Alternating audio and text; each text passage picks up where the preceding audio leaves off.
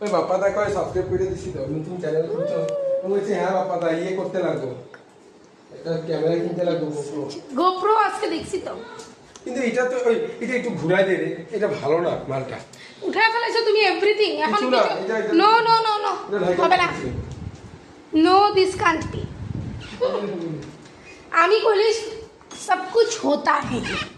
এক মিনিট এটা কি দিছে দিস ইজ ইয়ার আমি তো দেখি আমি একটু বসি